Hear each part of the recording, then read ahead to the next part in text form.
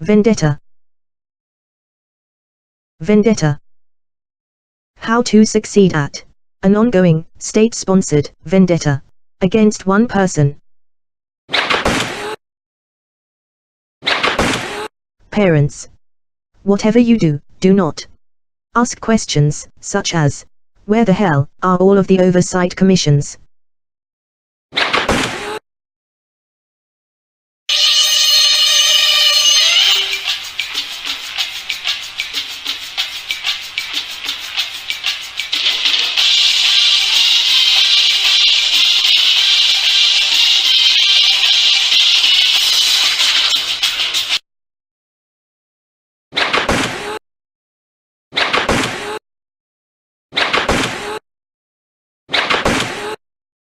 Working Development Research Stage. Agreement. Pause to read. Minimum age of 18 required. Who owns this? Well, this has been around for billions of years. Humans have been here for several thousands of years. One grain of sand in a bucket full of sand. Focusing on humans being here for several thousands of years. Now, focus on only the last 100 years. Look around at all that has happened in just 100 years. This is not normal wear and tear. It's intentional destruction. You drink bottled water. Why? Where are the deer and others going for their bottled water? Well, besides, who owns this? From the current looks of it, it appears this guy thinks he does. Democracy, democracy, democracy, democracy, democracy, democracy, democracy, democracy, democracy. Democracy, democracy, democracy, democracy, democracy, democracy, democracy, democracy, democracy, democracy, democracy. Democracy. Want to bet? Democracy. The word stayed the same. They removed the bar. When I was a child, we were told that the Russians were so bad that they spied on their own people. In society, bubbles don't exist until they burst. It's only then that you realize that you were on the inside of this bubble the entire time and completely clueless. The only ones that know about the bubble are its evil creators. Past bubbles have come with warnings to no avail. When this bubble bursts, it will far exceed your wildest nightmares. Allow me to take you outside of one of the current bubbles you are trapped inside of. Intro, Part 2 of 3. The state of Maryland sponsors and authorizes predators. For many years. This while abusing millions of voter and taxpayer dollars to prey on those very voters and taxpayers. Catches him on video throwing baggies of heroin down a storm drain. Enough evidence for an arrest and a conviction. You know, the old saying is, you know, a picture's worth 1,000 words. Well, a video's worth 1,000,000.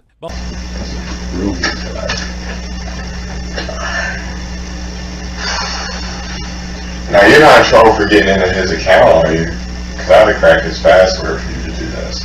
I think these videos are incredibly helpful. We heard you. All right then. So, what's a circuit court judge in the same building as you have to say in these regards? Justice Judith C. Ensor, Baltimore County Circuit Court, Tucson, Maryland, USA. There should be no video. No one should be watching a video. Catches him on video throwing baggies of heroin down a storm drain.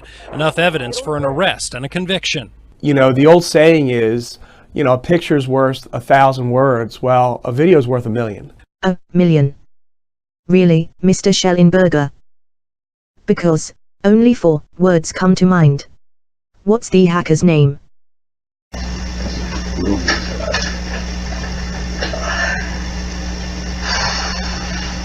Now, you're not in trouble for getting into his account, are you? Because I haven't cracked his password for you to do this. Well, I think these videos are incredibly helpful.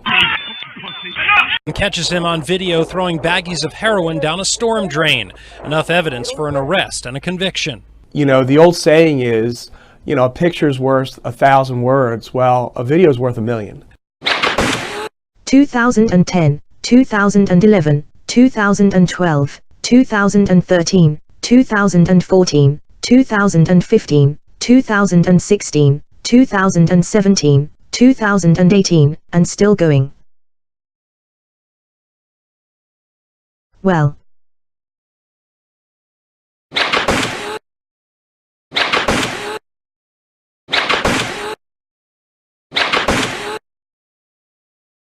just one day later.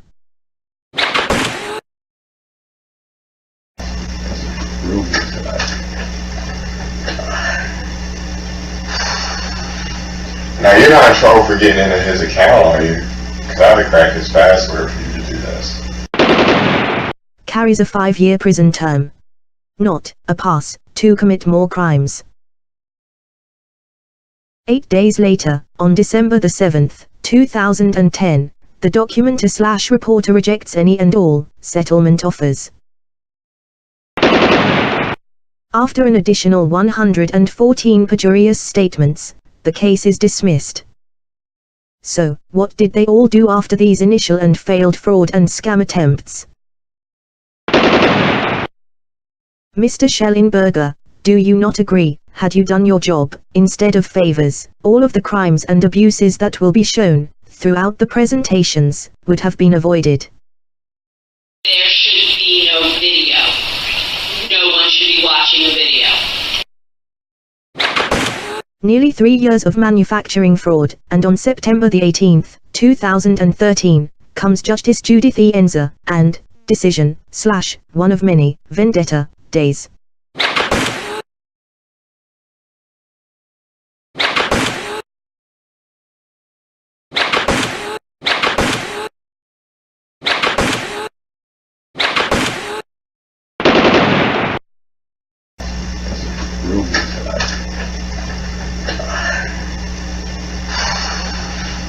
Now, you're not in trouble for getting into his account, are you?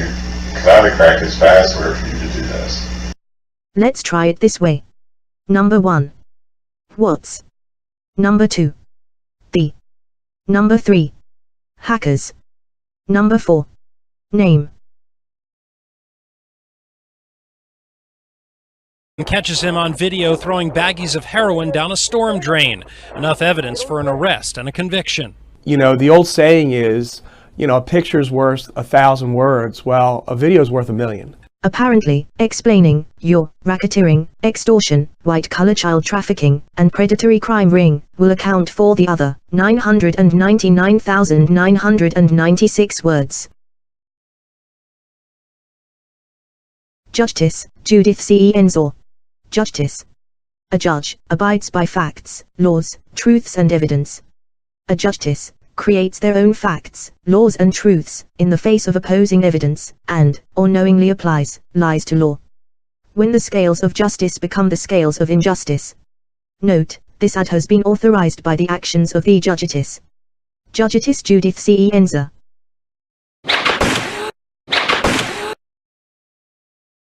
Judith C. E. Enzer demands the authorizing of predators, by signing fraudulent gag orders.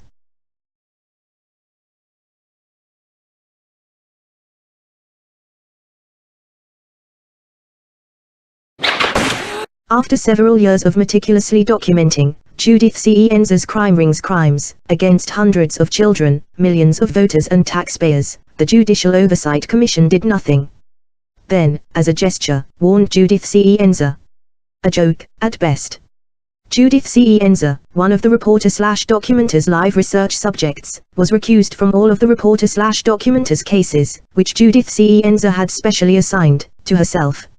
In the research, specially assigned, is known as the alienation game.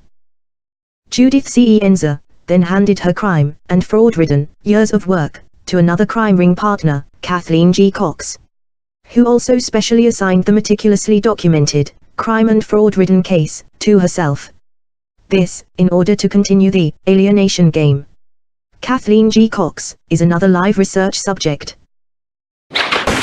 Justice Kathleen G. Cox, who authorized the first fraudulent protective order on November 29, 2010, just 1 day prior to the federal computer hacking crime caught on video. That protective order was dismissed 8 days later at trial on December 7, 2010.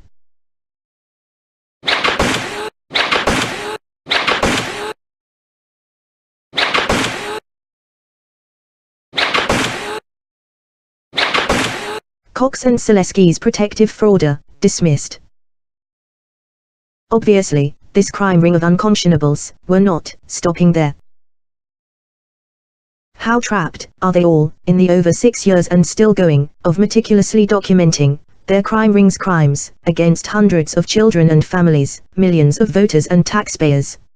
Well, in April 2014, the state of Maryland, Scott D. Schellenberger and Jill Pickett Savage, accepted the second fraudulent criminal filing, authorized a bench warrant, and the reporter/documenter was picked up and falsely incarcerated for reporting their crimes.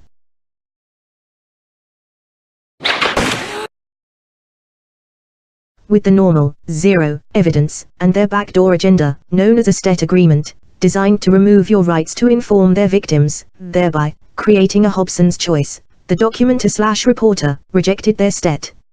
The state of Maryland was forced to surrender on January 22, 2015. This will provide an idea what just one presentation calendar looks like. There are many presentations and dozens of these calendars. This is a portion of a puzzle from one presentation. And like this puzzle, they have many puzzle pieces. There are puzzles inside puzzles. These puzzles connect to other puzzles, and so on. Like a giant web of fraud. This is just one puzzle. If we look at just one puzzle piece, such as the first fraudulent criminal filing on January 18, 2012, and accepted by the state of Maryland and Scott D. Schellenberger, where it states, upon the facts contained in the application of Stengel, Susan Silesky, it is formally charged. Upon the facts contained. Upon the facts. Facts, not allegations. Really. This is called, go directly to the sentencing phase. Next we have a sample, known in the research as, allegations equals confessions. Watch how effective this is. Computers illegal access. On or about August 1, 2011. Did intentionally, willfully, and without authorization access computer services, against the peace, government, and dignity of the state. And, throw him in prison for 3 years.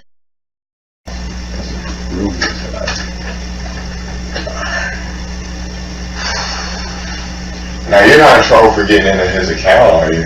Because I would crack his password for you to do this. Surprise!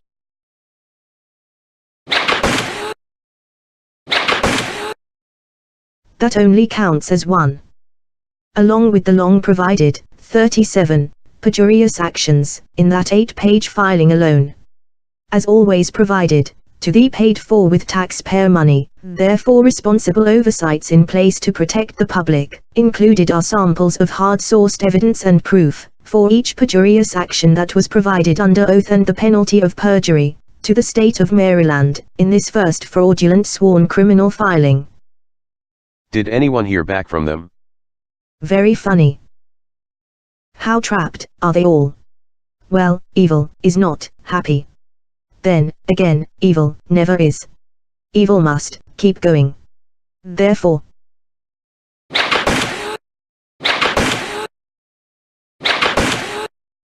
on November 16, 2015, 5 years after this began, and 1.5 years after, This crime ring had the reporter/documenter falsely incarcerated. With the help of the state of Maryland, Justice Katherine G. Cox signs yet another illegal gag order, which includes many crime ring members, such as Bradford G.Y. Carney, Leon W. Berg, Dr. Katherine Killeen, or Dr. Katherine Killeen, as her name keeps changing, the reporter/documenter's own attorney, Robert Wayne Lazzaro, known as the Mole. This illegal gag order even included her crime ring partner, Justice Judith C. Enza, all seeking protection and immunization of their years of crimes ongoing, so they can continue to prey on unsuspecting victims. Even demanding to again incarcerate the reporter/documenter for trying to warn their many victims, the voters and taxpayers, and their future prey. Then, Justice Katherine G. Cox, in a 100% illegal action, removes the First Amendment rights of the reporter/documenter of her and her crime ring's ongoing criminal activities spanning several years. Cox refuses to invite reporter/documenter to defend his First Amendment rights while holding secret hearings. This illegal and criminal action, just one of many documented, to prevent the voters from being informed, thereby illegally removing the rights of all voters. This while disrespecting the United States flag and stomping on the graves of all veterans that gave their lives to defend those very rights, and spitting in the faces of all veterans in the many hospitals, including the millions that served to defend those rights. Months later, the intentionally kept in the dark voters re-elect Katherine G. Cox to the bench for another 15-year term.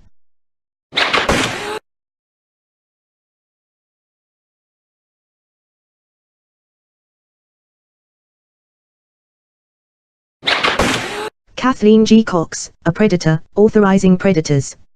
Never properly served, or served at all. Next you will hear Justice Katherine G. Cox's confession, in actual court audio, from the initial First Amendment rights hearing, on November 16, 2015. The reporter found out about this First Amendment rights hearing through a non-official person via a voicemail. With no time to obtain an attorney, he decided he would show up anyway. Not one predatory crime ring member ever filed a defamation suit, as all postings were true, and, more importantly, a defamation case brings the information out. Cox demands to authorize the continuing of predatory acts upon children, women, men, and society. So determined, she even removes the rights to defend your First Amendment rights. Then, you will hear from the opposing attorney, and just one of the many co-conspirators, Bradford G.Y. Carney, protecting his own crimes, confessing the same thing. Therefore both Cox and Carney confessing collusion and conspiracy, in order to keep their years of crimes a secret, so they can continue to prey on the unsuspecting public. How is it that you knew to be present here today? How is it that you knew to be present here today? How is it that you knew to be present here today? Furthermore, how would Mr. Stengel even know to be here today, Judge? Rule 18-202.6. Ensuring the right to be heard. West's Annotated Code of Maryland. Maryland Rules. A judicial appointee shall accord to every person who has a legal interest in a proceeding, or that person's attorney, the right to be heard according to law. Comment. 1. The right to be heard is an essential component of a fair and impartial system of justice. Substantive rights of litigants can be protected only if procedures protecting the right to be heard are observed. 2. Increasingly, judicial appointees have before them self-represented litigants, whose lack of knowledge about the law and about judicial procedures and requirements may inhibit their ability to be heard effectively. A judicial appointee's obligation under Rule 18-202.2, to remain fair and impartial. This is part of a 6-hour 36-minute presentation. And, there are many presentations, spanning over 6 years, and still going. On this same day, let's listen to what else an evil, psychotic, predator, sounds like. Justice Katherine G. Cox. Whenever you are ready. I'm going to live with the letter of the law. I'm going to live with the letter of the law. I'm going to live with the letter of the law. I'm going to live with the letter of the law. I'm going to live with the letter of the law. After this predatory crime ring used brainwashing and psychological warfare tactics on hundreds of victims, even having 92 people sign away their own First Amendment rights in a criminally threatening letter to the very reporter that has meticulously documented them being violated and abused for years, and continues. 90 of the 92 had the identical, word-for-word, paragraph. Drones. The state of Maryland surrendered their case shortly after receiving a 148-page package with audio and video DVDs on December 19, 2014, loaded with evidence of local, state and federal crimes, as you will see on disc number 1. Also noted, the 148 pages are just some samples of Ms. Susan Silesky's career of crimes. After the state's decision to surrender, Ms. Silesky, now frantic, uses the pity and urgency tools combined to intentionally provide no time to think. It's like a 1-2 punch to a conscience. Include loyalty for a knockout. Pity and urgency can both be found next to each other in the often used rinse and repeat section in any extremely high-level Unconscionables daily tool chest. This common tactic by Ms. Susan Silesky, making demands of her fleet of carriers, quickly gathered 90-plus victims. The state's attempt to hand over the signed stack of brainwashed, deluded, and repeatedly violated victims' letters outside the courtroom was rejected by the reporter/documenter. Now, forced inside the courtroom, and on the record, the state of Maryland provides to the reporter/documenter the stack of evidence and obvious effects of the state and this crime ring's brainwashing and psychological warfare tactics, waged for years. Among many things, and like Judgetess Judith C. Enza and Judgetess Kathleen G. Cox, the state also partakes in the authorizing of these abuse tactics, and intentionally refusing to inform the many victims. Oppress. Keep someone in subservience and hardship, especially by the unjust exercise of authority. The state of Maryland, and the rest of this ever-expanding crime ring, outright refuse to ever tell the many victims. Therefore, being victimized is ongoing. And victimized to victimize others, including your own children. Illegally removing the reporter/documenter's First Amendment rights, so not to inform anyone. As an added layer of keeping their victims in the dark, aka the alienation game, they con their victims to surrender their own rights. So important, all letters came with a criminal threat. Apparently, these deluded, cult member-like drones forgot they owned a trash can. But really, it was the decision to throw or not to throw some papers away, which was simply too much to decide on their own. Where some had their minor children sign their own rights away, and criminally threatening letter, such as this actual sample. January 7th, 2015. Dear Mr. Stengel, the purpose of my writing is to inform you to immediately cease and desist from all communication with me of any kind. By communication, I mean not only written, email, text and phone, but communication through third parties and social media. Your failure to comply with this basic request may lead to a request for a civil peace order against you, or the filing of criminal harassment charges. Thank you for your cooperation. With that in mind, this reporter turns the tables on this evil villain. It's about how people were manipulated and conned against myself and my children. Okay? And to this day, they still don't know. So these people want to leave these people, and there are hundreds of them, in a state of delusion. That's their attempt, to leave them in a state. Don't let the victims know, by the way, that they've been victimized by these people. And we're going to sign an order that you can't tell the victims that they're victims. Okay? And instead, we're gonna brainwash them, and we're going to make them deluded, where they send me a letter threatening me criminal prosecution should I contact them. Now, I have one question for Your Honor. What would it take for you to sign anything to give away your own First Amendment right to receive information?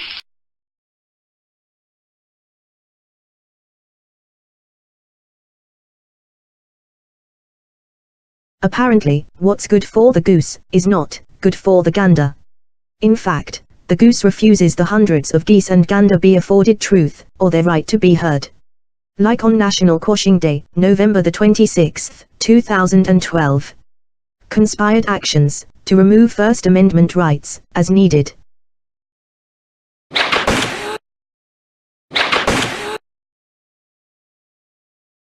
Witnesses.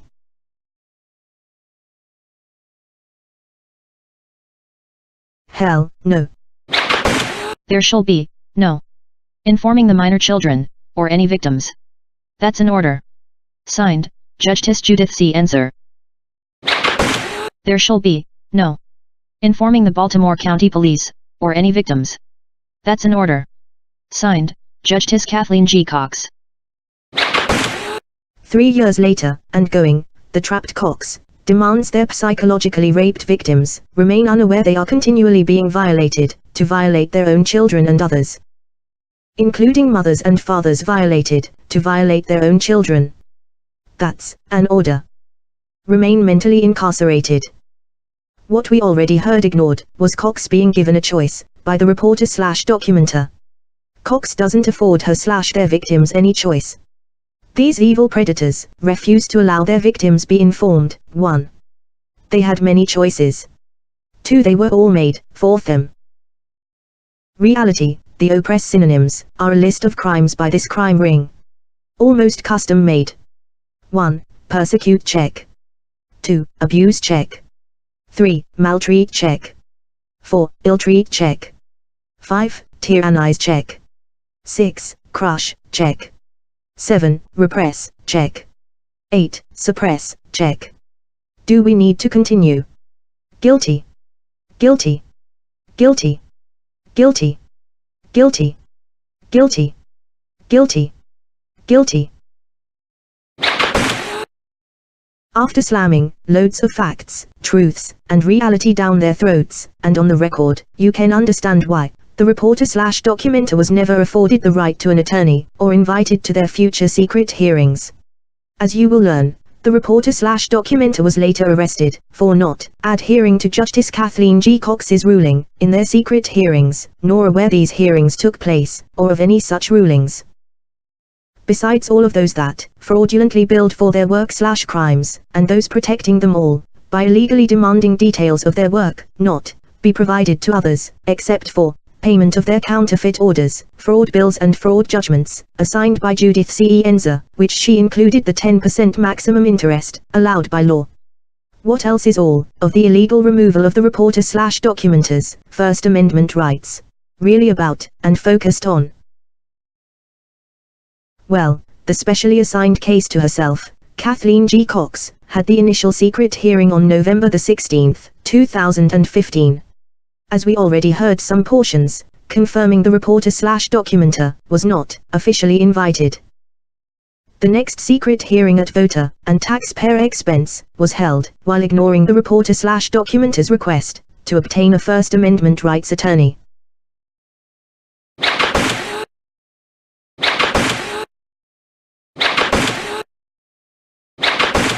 The next secret hearing at voter and taxpayer expense was held on January 27, 2016. And the calendars keep growing. More taxpayer dollars. That's an order.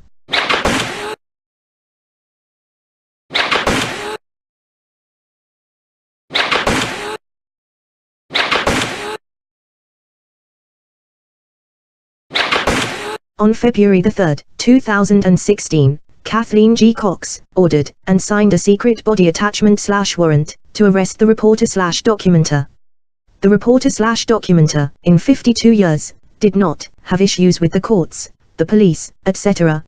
until the first fraudulent protective order, illegally filed on November 29, 2010, and still continues, spanning over 6 years. Due to their collective manufacturing of lies, and repeatedly conspiring to, and successful in committing fraud, ever since. This requires lying to everyone, including the Sheriff's Department. So, how dangerous is this reporter/documenter? Well, on February 4, 2016, at voter and taxpayer expense, they sent for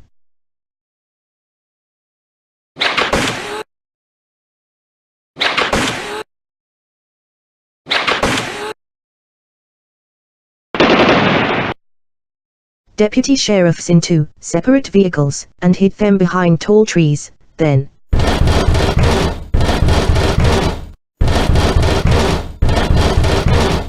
on the home door, while surrounding the home. The reporter/documenter answers the door, only to be handcuffed, and falsely arrested, for the second time. Again held against his will, without being told why he was there. Mugshots taken, hours in a cement and steel cell, eventually taken to the specially self-assigned, Kathleen G. Cox. Cox demands a Hobson's choice. Clearly noted as purge amount to comply, is to comply. Ask any whistleblower. Free speech is free, as long as you don't try and use it. At that time, you will learn you can't, even buy free speech. In other words, there is no amount of money that will allow their crimes against society be exposed. And that's an order. Go to prison, or remove the online materials containing evidence of this crime ring's predatory and criminal actions. Also, the reporter/documenter is not even permitted to post any photo of his own children, because the several hundreds of photos prove all of their allegations are with foreknowledge 100% false. So devastating and urgent, Cox demands this all be done by 6 p.m. It was after 2 p.m., and no ride home. The deputy sheriffs only provide door-to-jail service. Besides, they were stressed from the dangerous mission they were assigned. Months later, on May the 12th, 2016, the reporter/documenter is arrested for the third time. Surprise! Regardless of the fact, the reporter/documenter is on permanent disability with his back, and among other back problems, requires 3 fusions. He is again handcuffed, mugshots taken, and forced into a cement and steel cell for hours. Again, held against his will, and not told why. Besides, don't most divorce cases include prison? The second self-specially assigned criminal, Judge Kathleen G. Cox, to this so-called divorce case, at this May the 12th, 2016 juncture, is over 5 years and going, as the initial fraudulent protective order began in her very courtroom, which, 8 days later, Judge Alexander dismissed at trial. However, nearly 5.5 years later, and on May the 12th, 2016, Cox was currently off, and enjoying her taxpayer-paid vacation.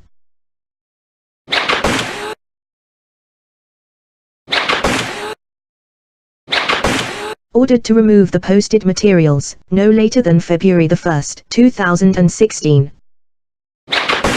In the event he failed to remove those materials, a body attachment will be issued. Held in the Baltimore County Detention Center, until he complied. Ordered, this 3rd day of February, 2016, that a body attachment be issued. When Mr. Stegall is detained on the body attachment, he shall be brought before Judge Kathleen Cox. Therefore, Judge Mickey Norman explained the basis for Kathleen G. Cox's removal of the reporter/documenter's First Amendment rights, the many secret hearings and secret rulings, including the second, and this third, false arrest. Apparently, that secret hearing was on January the 27th, 2016. On February the 12th, 2016, a mere 8 days after the 4 deputy sheriffs descended upon the reporter/documenter's home, with a secret body attachment warrant, number 2, Kathleen G. Cox issues yet another secret body attachment. For failure to adhere to their secret ruling, at their secret hearing on January the 27th, 2016. That secret hearing had a secret ruling, which secretly expired on February the 1st, 2016. So, what evidence of crimes must be removed? What specifically requires the illegal removal of the reporter/documenter's First Amendment rights, the required racketeering and extortion of over $500,000, the stealing of the reporter/documenter's children, known as white-collar child trafficking, the abusing of millions of taxpayer dollars, the false arrest and false incarceration, the second false arrest, now the third false arrest, the still ongoing attempt to steal the reporter/documenter's home, and conspiring with James W. Holderness, and an insane amount more. What is it specifically that is being exposed? Child predators. And the truth about fraud. Huh? Child predators. And The truth about fraud. Huh? Continue to contain materials that violate prior court orders. Orders. Plural. If you like magic, there are loads of tricks. Here is one. I think you will like this trick. The secret hearing on January the 27th, 2016. Kathleen G. Cox files the secret ruling from the secret hearing on February the 1st, 2016. The secret ruling at the secret hearing expires on February the 1st, 2016. Warm up the deputy sheriff's cars. Therefore, the secret ruling from the secret hearing was held until it expired. The only ones that knew about the secret ruling were those at the secret hearing. And eventually, the sheriff's department. The taxpayer dollars department. Ordered that the plaintiff shall deactivate and remove child predators and the truth about fraud sites. There shall be no flares shot up that would alert past victims and bring them to the forefront. There shall be no informing the victims, period. There shall be no warnings to our future prey. That's an order.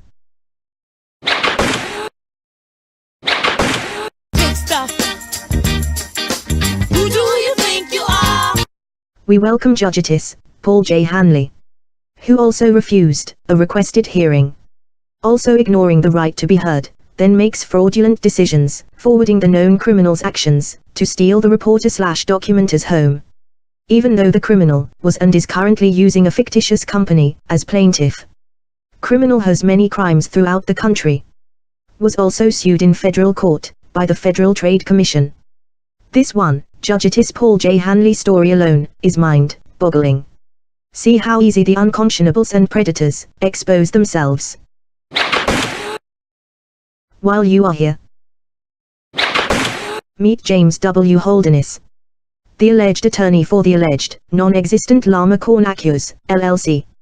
Where Mr. James W. Holderness also appears to be the owner of this virtual corporation. Attorney, only in Maryland. Google James Holderness.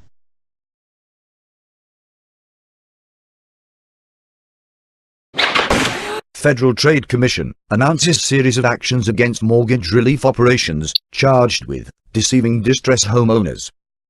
The defendants are Residential Relief Foundation Incorporated, Silver Lining Services LLC, Mitigation America LLC, Michael Vallanti, and Brian J. Melanson, Gillian N. Melanson, Dennis Zygowski, and James W. Holderness, also doing business as the Law Office of James Holderness.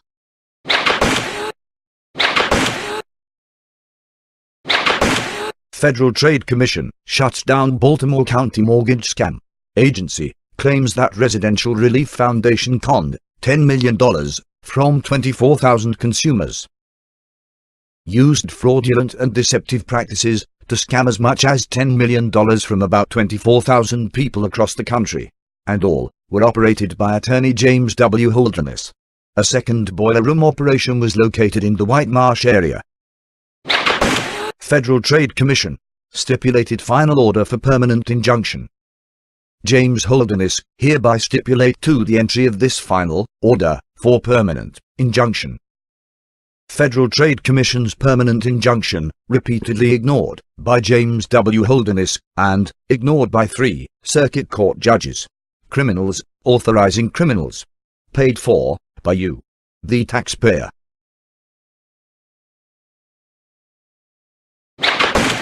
Just as bizarre, Judge John F. Fader retired on November the 11th, 2003. Curiously, 11.5 years after retiring.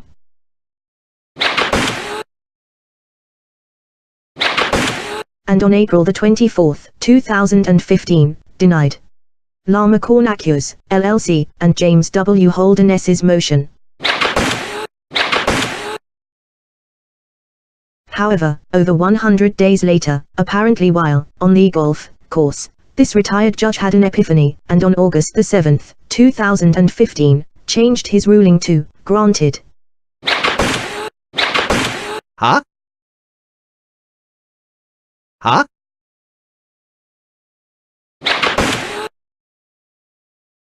Kathleen G. Cox, in order to continue the alienation game, sure enough, specially assigns the so-called divorce case to herself. Case number 03-C-10-014625. In yet another obvious criminal act, on March 30, 2017, Kathleen G. Cox, out of the blue, and for the first time ever, infiltrates the Steal the Family Home scam and fraud case.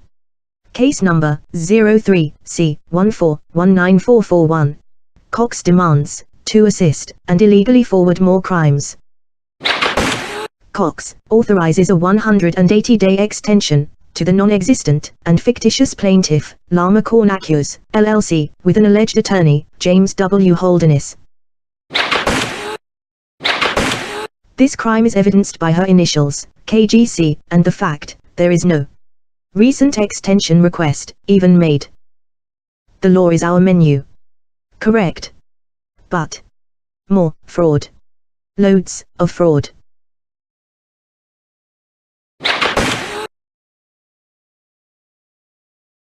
Who do you think you are?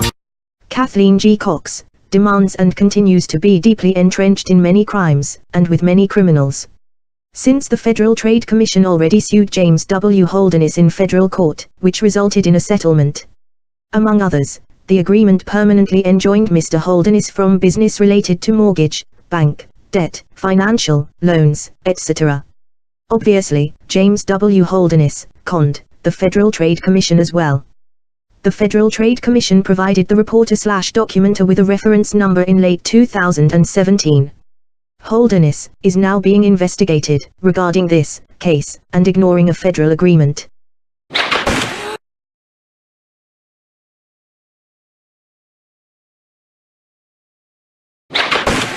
This occurred with all 50 states. Anything begin with Lama. Found some, just not Lama Cornacchus.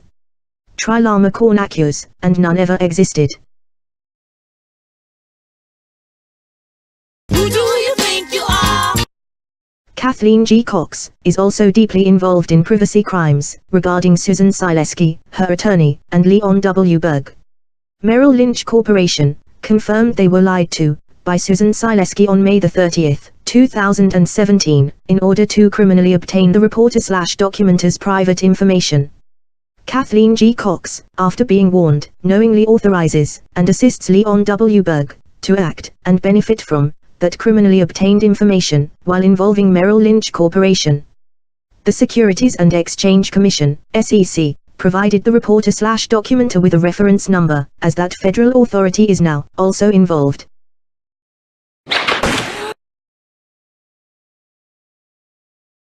Big stuff. Who do you think you are?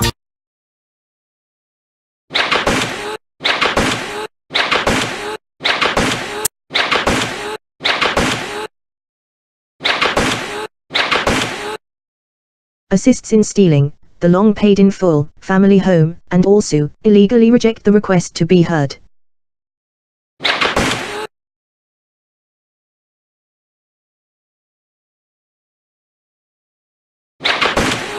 This occurred with all 50 states. Anything begin with Lama. Found some, just not Lama Cornacchus. Try Lama Cornacchus, and none ever existed.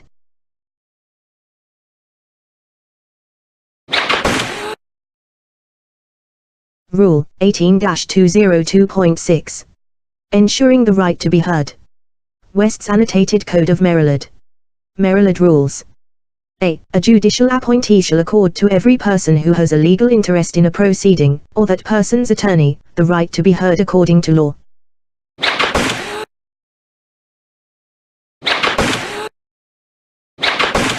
Shortly after the reporter/documenter began reporting their crimes, they removed all the judges' photos from the Circuit Court for Baltimore County, Maryland website. What predator wants to be recognized in public? In the series, you will be the fly on the walls of evil, and watch and learn how they 100% manufacture reality. Not 99%. 100%. At this point, going 5 years. Fraud in, fraud out. Day in, day out. For many years and still going. given Judgetess Kathleen G. Cox, is herself loaded with her own false allegations. When pressed, can't back up even one. These actions are against me. They put me in prison for this fraud. Okay? And I have the right to show how this all occurred. And this is after that. So I can't start it at the prison thing, because what would that show? Nothing. That wouldn't be anything. So I have to show, like, how did this come to be? And where are my First Amendment rights to say what's so? And I'm not, they have yet to point to anything that's false. Okay? All they're doing is alienating people. They point to several things that are false. Like what? There are all kinds of things in there that are false, Mr. Stengel. Like what? Please tell me one. I'm not going to get into this debate. But there isn't any. I haven't provided any false information whatsoever. I'm not going to get into this debate. I'm not going to get into this debate. I'm not going to get into this debate.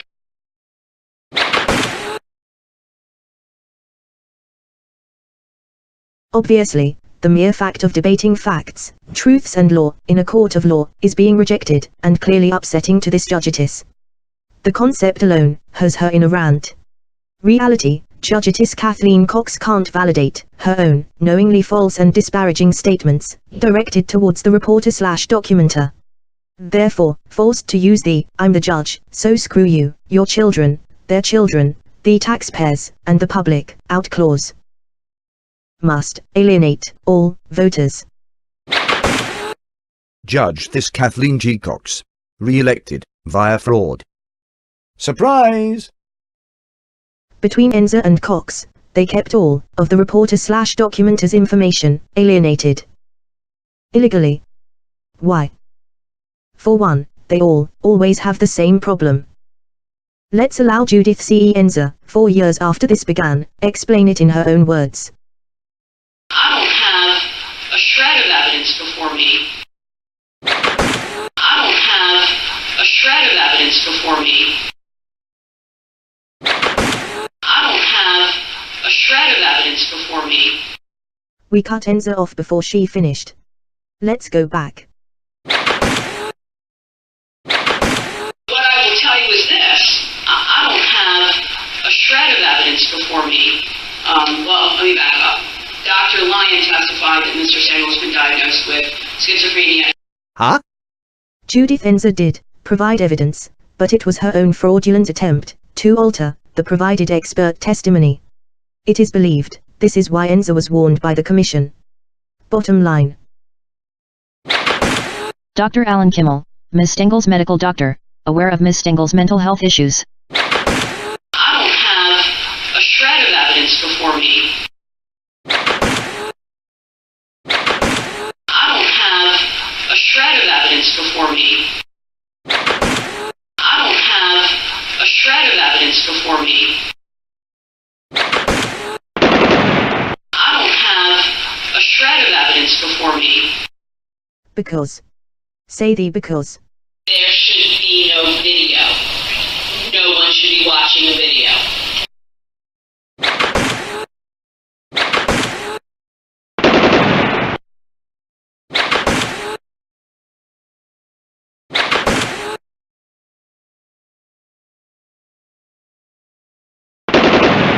Evidence.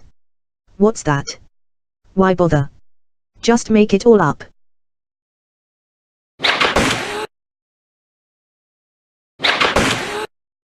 There should be no video.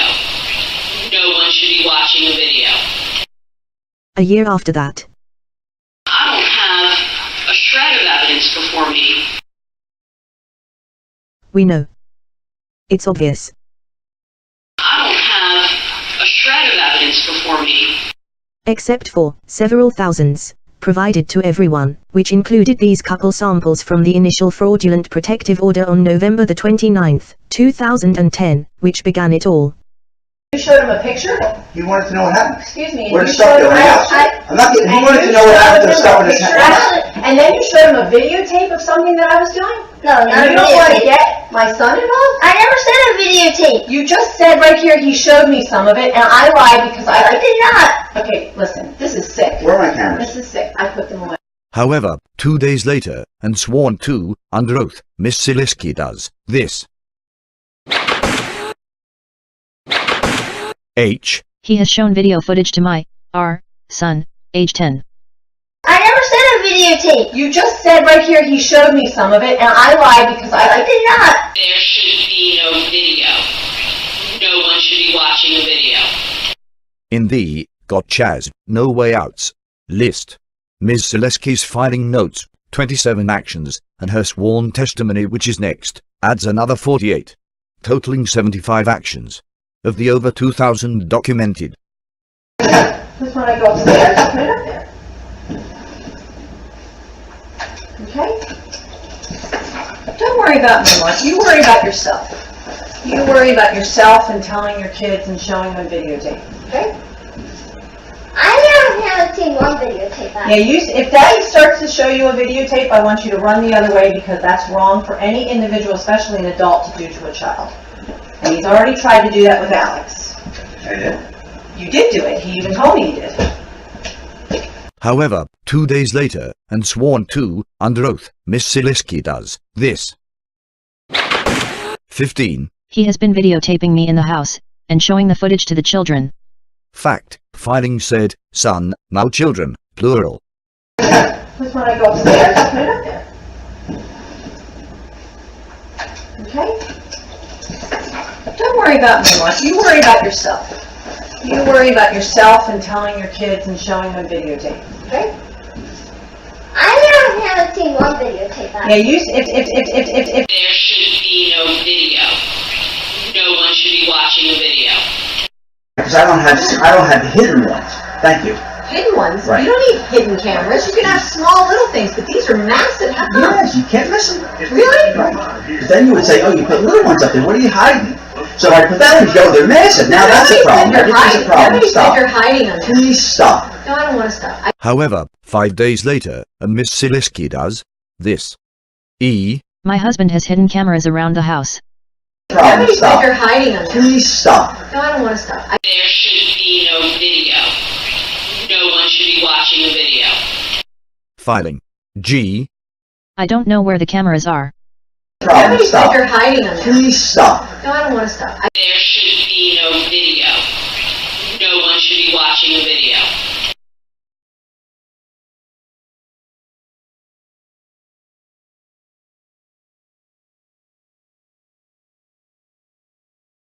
There should be no video. No one should be watching a video. So changes what numbers? You can't afford to send your kids to good schools, and yet you're going to keep them in a school district that's going to become black, like Newtown and Randallstown. And then what? Let's hold on to the numbers for another $500, $5,000. Let's do that. That's what I'm going to do. Let me tell you what I'm going to do. I'm not even going to interact with you. There should be no video. No one should be watching a video.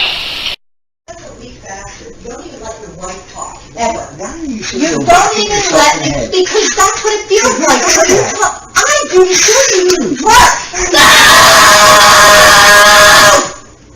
There should be no video. No one should be watching a video.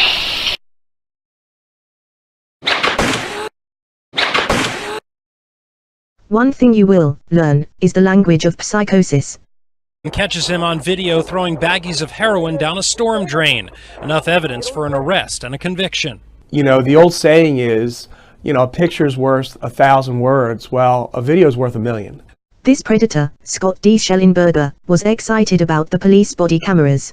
Months after that interview, and on October the 1st, 2017, comes another.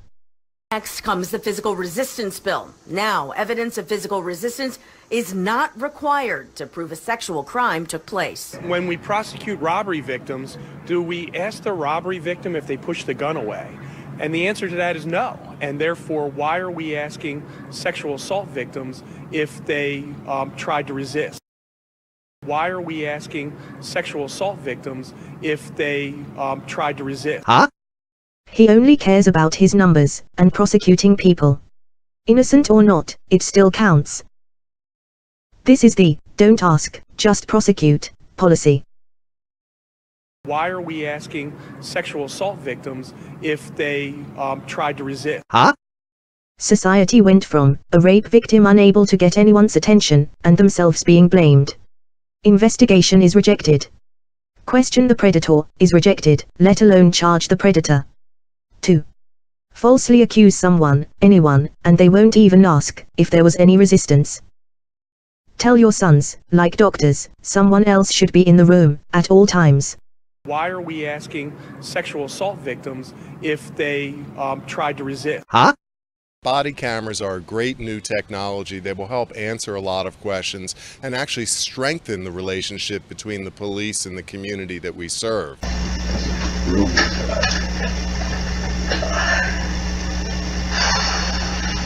Now, you're not in trouble for getting into his account, are you?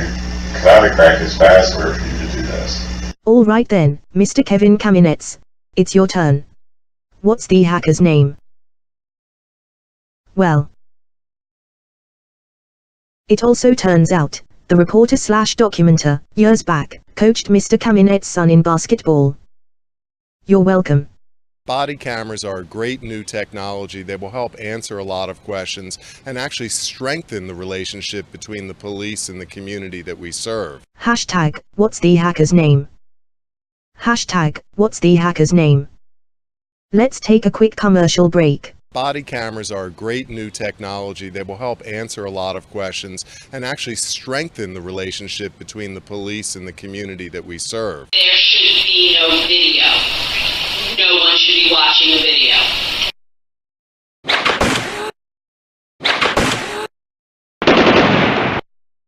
I don't have a shred of evidence before me. How to protect fraud. Pay attention, as Judith Enzer explains and demonstrates to the millions of children. As a backup, which of the dozens of illegal and criminal actions were you forced to take? You know, one that proves judges are colluding and conspiring with attorneys and other professionals against the unsuspecting public for years and still going.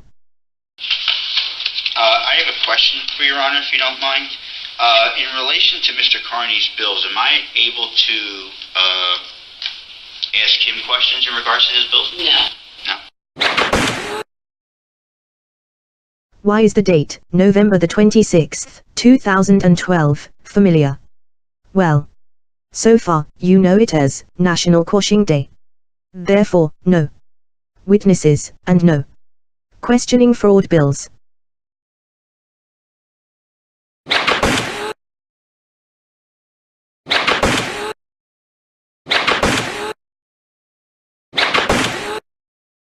"100% illegal act" was also ignored by the Maryland Court of Special Appeals and Uncle Ray Team Me.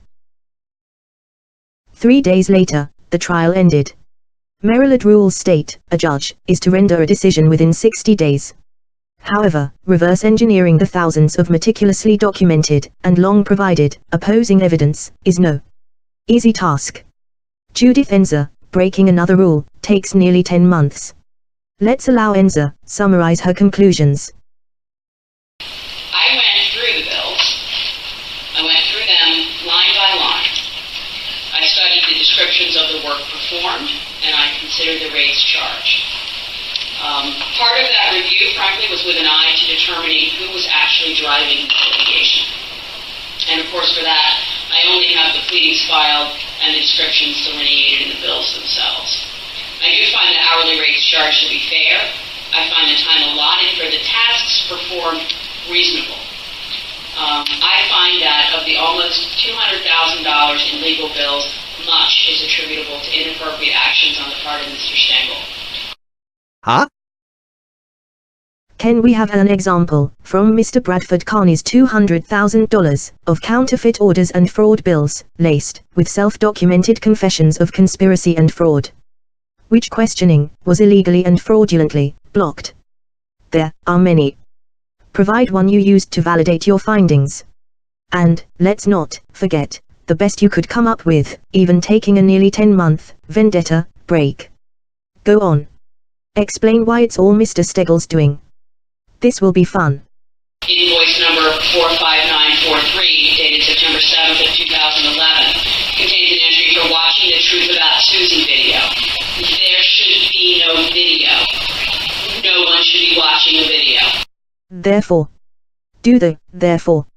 Justice Judith Cienza fraudulently slams Mr. Stegall with judgments in favor of Dr. Katherine Killeen for $13,856. That is on top of the over $20,000, an insane extortion amount already paid by Mr. Stegall. In favor of Mr. Leon W. Berg for $25,676. That is on top of the over $20,000, an insane extortion amount already paid by Mr. Stegall. And multiple judgments in favor of Miss Silesky, in the amounts of $636, $1,067, $3,565, for complete bullshit. And the infamous, just bill baby bill, since they won't be able to ask questions, fraud legal bills judgment in the amount of $135,000. $179,000 plus, fraudulent, judgments. Racketeering and predatory crime ring, of bullies, manufacturing money. Hot off the press. Counterfeiting orders, and trading them in, for counterfeit judgments, and trading for, real property, and trading for, cashola.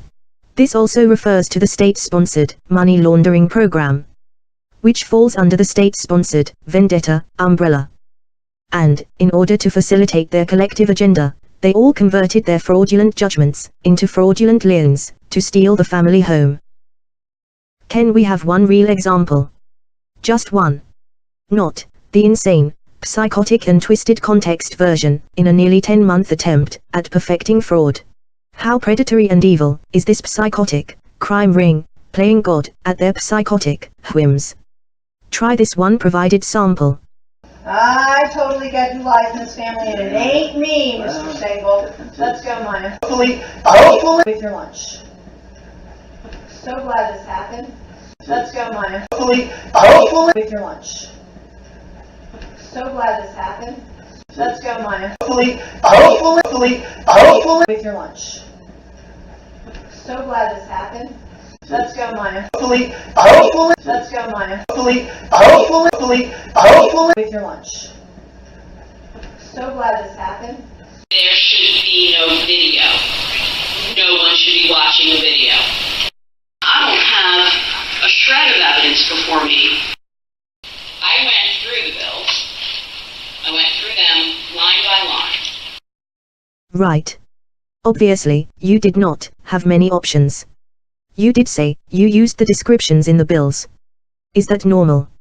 Using some attorneys' descriptions in their bills as fact in a court of law. Well then.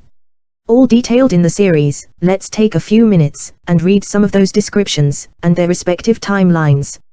I went through the bills. I went through them line by line. I went through the bills. I went through them line by line. I studied the descriptions of the work performed. I studied the description. Buckle up. Line by line. The custody trial was set for December 1, 2011, where Dr. Katherine Killeen would testify as the child custody evaluator and expert. Mr. Robert Wayne Lazzaro, the mole, was specifically hired for this reason, yet bailed at the appropriate time, as he did many times afterwards. All detailed in other presentations. Bradford G.Y. Carney's bill dated December 5, 2011. Payments received since last invoice. 0. We look at page number 3 of 3. Collusion lunch. Notes. Vendor Bradford Carney, invoice number 32627221, miscellaneous. Meeting with best interest attorney at Cafe Troya, on November 3, 2011. For $31.16. This, just weeks before Dr. Killeen's fraud testimony on December 1, 2011, as Mr. Berg's only witness. Mr. Berg enjoys a collusion lunch with his crime ring partner, Bradford G.Y. Carney. Both demand Mr. Stengel should pay for it. Judge Judith Cienza agrees. Dear Judge Judith Cienza, if one of them, or both, choked to death on that lunch, would Mr. Stengel be responsible for that as well?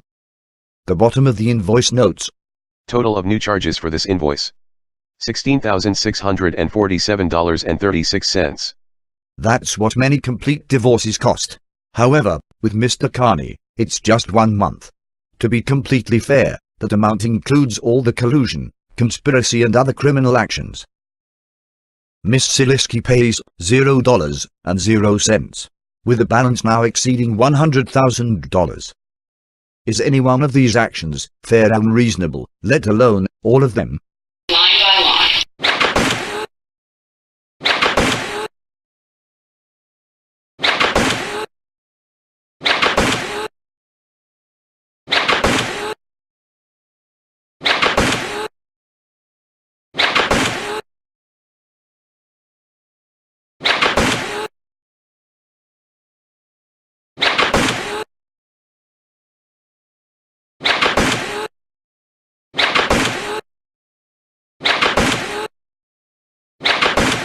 December 1st, 2011, custody trial. 3 days prior. Welcome to the Spread the Fraud Sheets bills, which are a side-by-side spreadsheet that reflect their actual bills. There are 130 pages. On page number 75, for time's sake, we will only focus on number 13 and number 14. 13. Mr. Carney's bill notes. November 28, 2011. Call from Berg regarding order of witnesses, nature of Killeen's testimony and general trial preparation. 0.30 hours, for $112.50. Note: collusion, conspiracy, fraud, and more. You will notice, Mr. Berg's column/bills do not reflect his actions. 14. Mr. Carney's bill notes. November 28, 2011. Read email from Susie regarding her desire, not let kids testify. 0.30 hours, for $112.50. Note: collusion against children. Do not let the kids have a say, right, Mr. Berg? Hell no. As always, the Spread the Fraud Sheets bills reflect their actual bills. November 28, 2011. Call from Berg regarding order of witnesses, nature of Killeen's testimony and general trial preparation. Line by line. I studied the description. 16. Dr. Killeen's bill notes. November 29, 2011, trial preparation with Mr. Berg, review DVDs The Truth Regarding Susie, transcripts plus actual events, review website susatube.com, thebrucefiasco.com. 11.00 hours, for $2,750. Note: evidence and presentations provided several months prior, and evidence, Dr. Killeen received the evidence. 17. Mr. Berg's bill notes. November 29, 2011, meeting with Dr. Killeen. 5.75 hours, for $1,725. Note: meet with Dr. Killeen for collusion with Mr. Carney. Only a couple days before trial.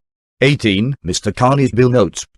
November 29, 2011, trial preparation, call from Berg at Killeen's office regarding trial procedure/strategy. 0.40 hours, for $150. Note: collusion connects all three. Collusion Incorporated. Berg goes to his only called expert witness Dr. Killeen's office, where from Killeen's office, Leah W. Berg calls Mr. Carney to discuss strategy. Line by line. These are just small samples, as their bills are laced with this and other fraud and abuses to everyone. Nothing in comparison to their other insane number of crimes. And the reason they must falsely incarcerate Mr. Stengel and brainwash others to assist. And their unauthorized use of many names, schools, and organizations, known as identity theft, to commit more crimes. And must, at all costs, illegally remove Mr. Stengel's First Amendment rights. Line by line. They all forgot to mention, each line item in each of their bills is an order for services for which they demand payment. Surely they all mentioned all of this to the hundreds they are protecting. Surely one of them mentioned all of this. Surely one of them mentioned just one action in its proper context. No matter how much you have viewed and how many presentations you have seen or will see, always, always, always remember. December 1st, 2011, custody hearing to continue. 5 months later, May 2nd and May 3rd, 2012. Dr. Killeen, scheduled to be cross-examined. Killeen is still on the stand. Dr. Katherine Killeen's fraudulent sworn testimony exceeding 100, knowingly, false statements were provided on December 1, 2011, and suborned by Mr. Leon W. Berg, including falsely opining for other professionals. Trial set for May 2nd and 3rd, 2012, for Dr. Killeen to be cross-examined. Therefore, Mr. Berg's expert witness, Dr. Killeen, is still on the stand. Dr. Killeen, court-ordered, and agreed to complete extensive psychological tests on all parties. Dr. Killeen refused to provide her contractually obligated extensive report for outside third-party review. After being provided Ms. Silesky's long-term mental illness history by Mr. Stengel, information requested by Mr. Leon W. Berg, Dr. Katherine Killeen, and Leon W. Berg, both refused to obtain Ms. Silesky's medical records. Dr. Killeen billed for a 30-minute call to Dr. Kimmel. However, Mr. Stengel later verified, no medical records were requested. Obviously, verifying the facts provided required yet another fraudulent action. Yet, with intentionally ignoring Ms. Silesky's medical records, somehow, Dr. Killeen was able to complete her extensive psychological tests and opine as an expert. Due to their pre-designed and coordinated collective efforts, and Dr. Killeen's sworn false testimony on December 1, 2011, the children lost all communications with their father, as Mr. Stengel documented every step.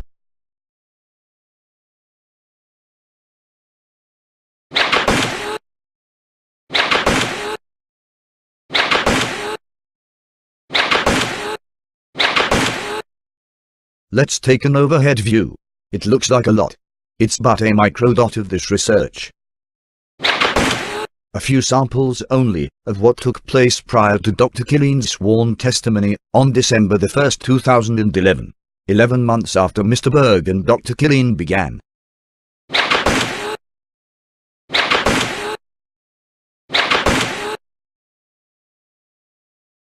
If we go back 2 weeks and use only a couple samples leading up to this sworn expert's testimony, it looks like this.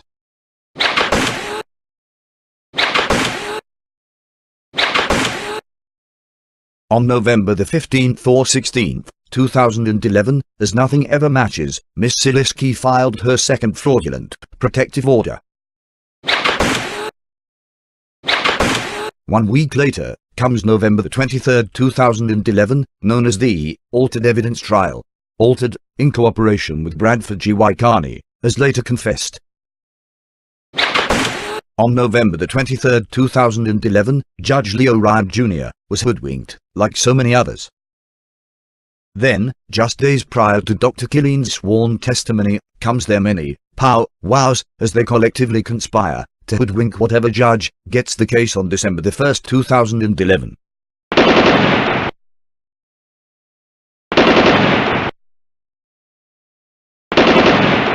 Since December 1, 2011 was scheduled to resume, technically, legally and ethically, Dr. Katherine Killeen is, and has been, still on the stand.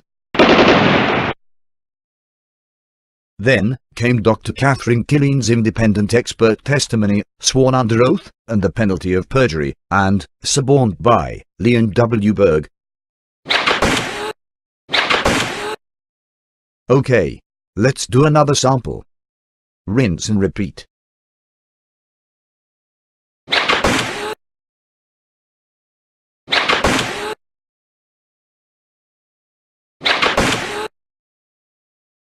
Just providing a few samples, so buckle up. I went through the bills. I went through them line by line. I studied the descriptions of the work performed. Leon W. Berg, PA, May 1, 2012. Mark Stengel. Bradford G.Y. Carney, Esquire. Note, the first line in Mr. Berg's bill is evidence of Mr. Berg lying to the Oversight Commission, and very enlightening. Next. Mr. Berg's bill notes. April 26, 2012, telephone call with K. Killeen, and B. Carney, Esquire. 1.00 hour, for $300. Note, Mr. Berg's only called witness, Dr. Killeen, who is still on the stand, and Mr. Carney. Just 6 days before trial, colluding and conspiring. A fraud trifecta. Line by line.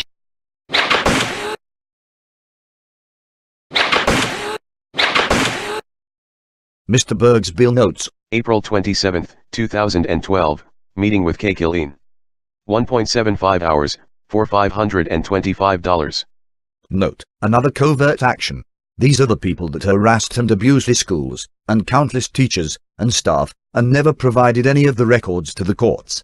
Such as the Garrison Forest School records, with years of Miss Silesky's outrageous actions, and behaviors, as that did not fit into their agenda.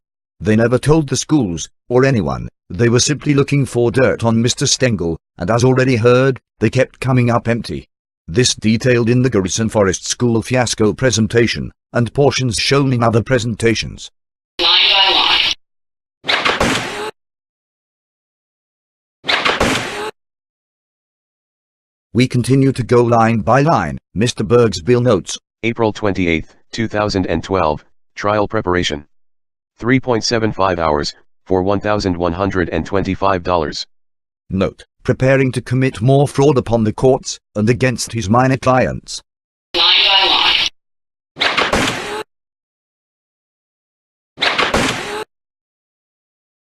Mr. Berg's bill notes. April 30, 2012, telephone with Killeen and B. Carney, Esquire. Trial preparation. 2.90 hours, for $870. Note, 2 days before trial. More collusion and conspiracy, against everyone they wrongfully involved, with foreknowledge and malice, including Mr. Berg's minor clients. Followed by more preparing, to commit more fraud upon the courts. Important, the synopsis line above, is detailed in another presentation. In short, Mr. Berg did not like what 7 transcript pages from Dr. Killeen's sworn testimony on December 1, 2011, said, so he removed those, and made up his own synopsis. One included Alex reporting being beaten up by his mother, to his school, boys' Latin school, where Mr. Berg sent Dr. Killeen to the school, obstructing justice, and prevented the school from reporting the abuse to the authorities. Alex reported being abused to his school, on 2 different occasions, with the same results.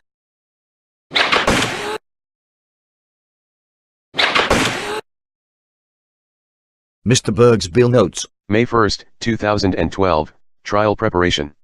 Telephone with B. Carney, Esquire. 0.60 hours, for $180. Note, the day before trial, Mr. Berg prepares to commit more fraud upon the court, then conspires with Miss Silesky's attorney, apparently for verification. Important. As you can see, Mr. Stengel refuses to pay Mr. Berg, yet he refuses to get out of the case. The alienation game. Use them. Abuse them. Alienate them. Line by line.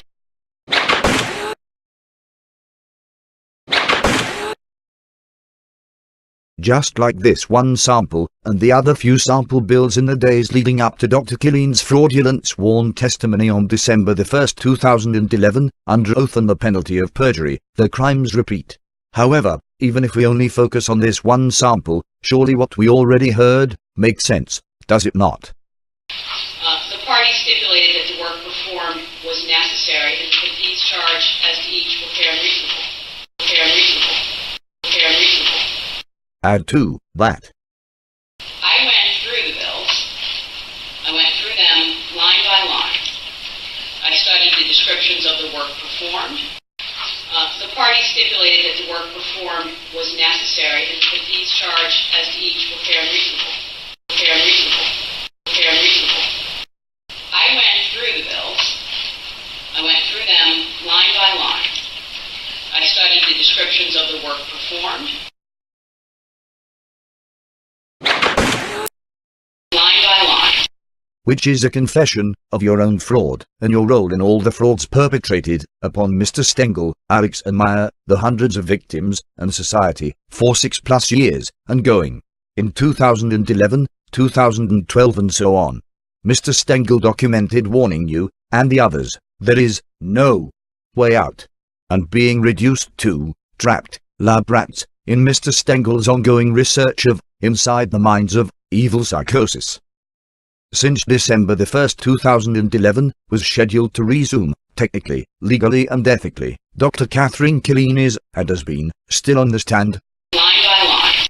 Only 6 days before Dr. Katherine Killeen is to retake the stand, Dr. Killeen's bill notes. April 27, 2012, file review. 3.00 hours, for $750. obviously preparing to be cross-examined by Mr. Robert Wayne Lazzaro. Meeting with Mr. Berg, telephone call with Mr. Lazzaro, telephone call with Ms. Silesky. 3.00 hours, for $750. Where do we start? Not line by line, rather words by words. 1. Meeting with Mr. Berg. Note, just as noted in Mr. Berg's bill, further confirms the illegal and fraudulent actions by both Mr. Berg and Dr. Killeen. Mr. Berg's bill noted, this lasted 1.75 hours. That leaves 1.25 hours for the remainder of the illegal conversations. 2. Telephone call with Mr. Lazzaro. Mr. Lazzaro, what could Dr. Katherine Killeen and Mr. Robert Wayne Lazzaro, who is allegedly to be cross-examining Dr. Katherine Killeen in 6 days, possibly be talking about? While, technically still on the stand, Dr. Killeen is speaking and the opposing attorney. Really? Killeen, the only expert witness, due to still no report ever provided for third-party outside review. 3. Telephone call with Ms. Silesky. Now, Dr. Killeen is speaking with the defendant herself. It's a full-out fraud circus. And the key part in all of this, Judge this Defensa states, all of their outrageous bill amounts are Mr. Stengel's doing. Even though all of the doing is behind Mr. Stengel's back and in fraudulent criminal actions. Regardless, Mr. Stengel is responsible and should pay. Line by line.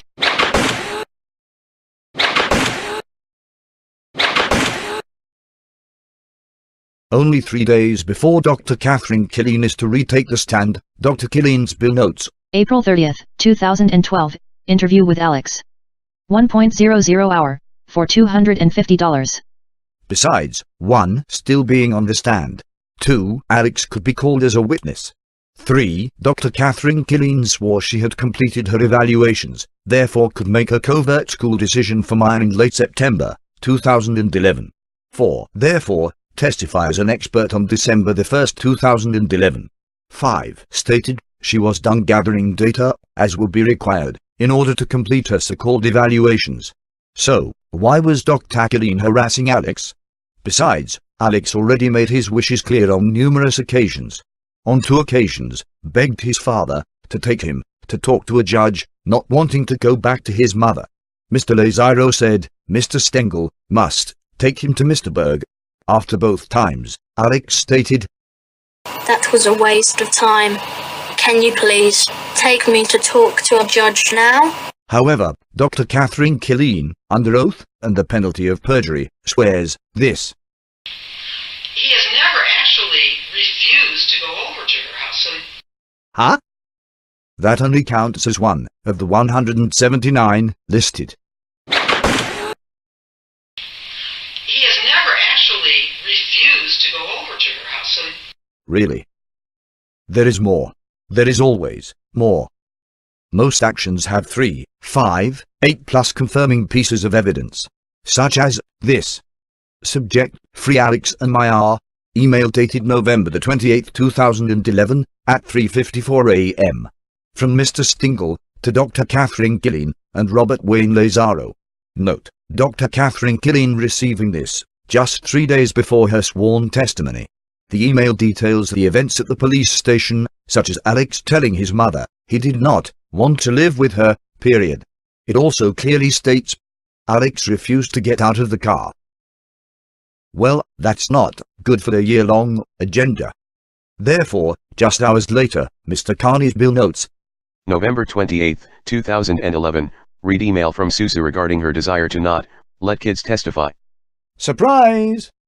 Billed 0.30 hours for $112.50. How trapped are these research subjects? Well, just 3 days later, and Mr. Stengel can do this. He has never actually refused to go over to her house, so... He has never actually refused to go over to her house, so...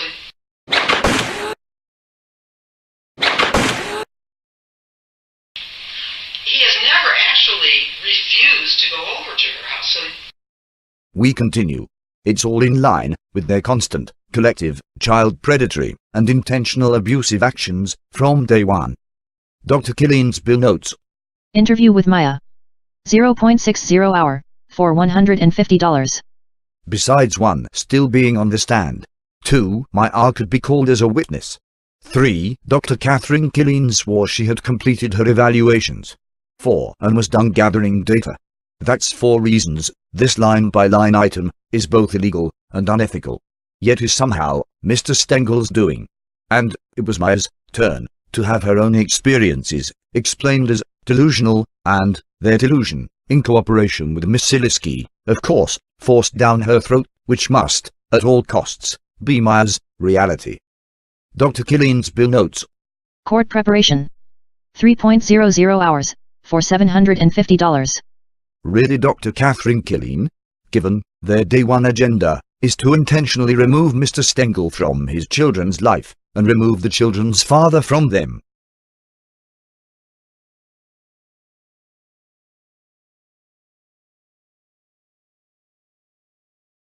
Is everyone enjoying their behind-the-scenes view of evil?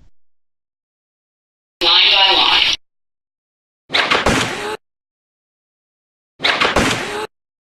The very day before Dr. Katherine Killeen is to retake the stand, Dr. Killeen's bill notes. May 1st, 2012, telephone call with Ina Basefeld, Alex's therapist. 1.00 hour, for $250. What could possibly take an hour, the day before Dr. Katherine Killeen is to retake the stand, if not gathering data? I know. Manufacturing more counterfeit orders. Telephone call with Peggy Kolodny, Maya's therapist. 1.00 hour, for $250. Again? It appears so. Given she has never talked to them since. Telephone call with Mr. Berg, Mr. Lazzaro, and Mr. Carney. 1.60 hours, for $400. The only one missing is Judge This. Line by line. They are constantly conspiring. The extremely high-level unconscionables do not follow rules or laws. As an example, let's allow Mr. Lazzaro confirm his awareness during his criminal actions and advises Judice Enza of the facts and realities of all of their actions. So when Enza goes line by line, she will have more clarity. This provided on May 1st, 2012. Nearly 17 months before decision day, and the day before, Dr. Killeen was to be cross-examined. Let's listen. The only idea, if Your Honor, please, was that Judge Martin only heard Dr. Killeen's direct testimony. He then suspended the proceedings, advised Mr. Stengel to get an attorney so that she could be properly cross-examined. And that hasn't been revisited yet. So technically, Dr. Killeen is still on the stand. Since December the 1st, 2011. 5 months and going. Dr. Killeen is still on the stand. Dr. Killeen is still on the stand. Pay no attention to, 5 months earlier, Mr. Lazzaro's bills, documenting collusion, in the days prior to Dr. Killeen taking the stand, on December the 1st, 2011. November the 29th, 2011, Mr. Lazzaro's bill notes. Telephone conference with Leon Berg. 0.20 hours, for $60. November the 30th, 2011, Mr. Lazzaro's bill notes. Telephone conference with Katie Killeen. 0.30 hours, for $90. Line by line. November the 30th, 2011, Mr. Lazzaro's bill notes. Telephone conference with Carney. 1.20 hours, for $360. Line by line. November the 30th, 2011, Mr. Lazzaro's bill notes. Telephone conference with Dr. Killeen. 0.40 hours, for $120. It looks like this, in the spread of fraud sheets. Mr. Lazzaro bails, at representing Mr. Stengel on December the 1st, 2011. Obviously, he kept working with his crime ring. Dr. Killeen is still on the stand. I went through the bills. I went through them line by line. Mr. Lazzaro confesses his knowledge of them all, committing crimes, to intentionally and successfully alter the case. Dr. Killeen is still on the stand. After all, just days prior, only 6 days before Dr. Katherine Killeen is to retake the stand, Dr. Killeen's bill notes. April 27th, 2012, meeting with Mr. Berg, telephone call with Mr. Lazzaro, telephone call with Ms. Silesky. 3.00 hours, for $750. Mr. Lazzaro, was it for directions to the courthouse across the street? The one Dr. Katherine Killeen billed for 1 hour travel time. Apparently, it is some sort of time travel. Dr. Killeen is still on the stand. I went through the bills. I went through them line by line. Dr. Killeen is still on the stand. Fair and reasonable. Fair and reasonable. Fair and reasonable. How important is recognizing evil? Well, that was more than obvious. And to answer your question, recognizing evil predators is the #1 most important thing, by far. Also, thank you for that financial information. I will just add one thing to the end of that very small sampling. I went through the bills. I went through them line by line. I studied the descriptions of the work performed, and I considered the rates charged. Part of that review, frankly, was with an eye to determining who was actually driving the litigation. And of course, for that, I only have the pleadings filed and the descriptions delineated in the bills themselves. I do find the hourly rates charged to be fair. I find the time allotted for the tasks performed reasonable. I find that of the almost $200,000 in legal bills, much is attributable to inappropriate actions on the part of Mr. Stengel. That was on pages 191 to 192. We have not heard from Mr. Leon W. Berg. Where do we even begin? Let's do just one. This, just prior to Enza's conclusions, and back on page number 37. Mr. Berg, whenever you are ready. Very little of my perspective on this case had much to do with what Ms. Silesky said, or didn't say, or did, or didn't. Huh? Very little of my perspective on this case had much to do with what Ms. Silesky said, or didn't say, or did, or didn't. And, 155 pages after that confession comes this. I find that of the almost $200,000 in legal bills, much is attributable to inappropriate actions on the part of Mr. Stengel. Even the small amount just provided will now make it all a little clearer. After hundreds of thousands already extorted comes this. $179,000 plus fraudulent judgments. Racketeering and predatory crime ring of bullies manufacturing money. Hot off the press.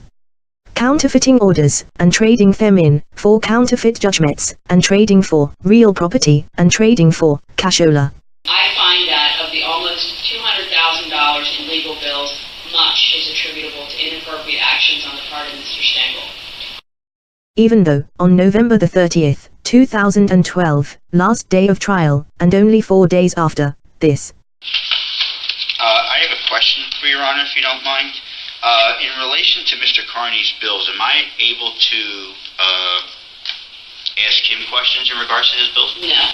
No. Just 4 days later. And, like Cox and Enza, Mr. Carney details his $200,000 of evidence. As the court pointed out earlier, it's a whole lot more expensive to lie than it is to tell the truth. Because as Mr. Fetter said, to ferret out the lie, you've got to do more work. And the more work I did, the more frustrating it became because I just kept coming up empty. I just kept coming up empty. I just kept coming up empty. Line by line. I just kept coming up empty. Line by line. I just kept coming up empty. Line by line. I just kept coming up empty. Line by line. I just kept coming up empty. I studied the descriptions. I just kept coming up empty. I studied the descriptions. I just kept coming up empty. I studied the descriptions. I just kept coming up empty. I studied the descriptions. I just kept coming up empty. There should be no video. No one should be watching the video. Dr. Killeen is still on the stand. I don't have a shred of evidence before me. Crime by crime. Evidence.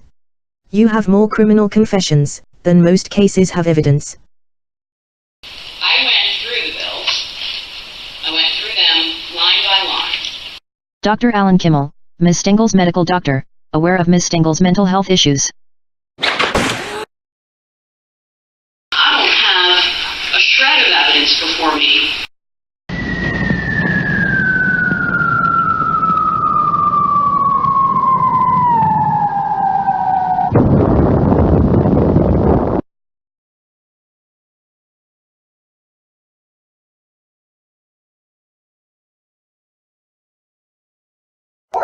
So changes what numbers? You can't afford to send your kids to good schools, and yet you're going to keep them in a school district that's going to become black, like Newtown and Randallstown. Hopefully. Let's go, Maya. Hopefully. With your lunch. So glad this happened. I'm kind of screwed in this way because he hasn't physically hurt me. I'm kind of screwed in this way because he hasn't physically hurt me. You don't even let me, because that's what it feels like. So you I didn't do you. Mark!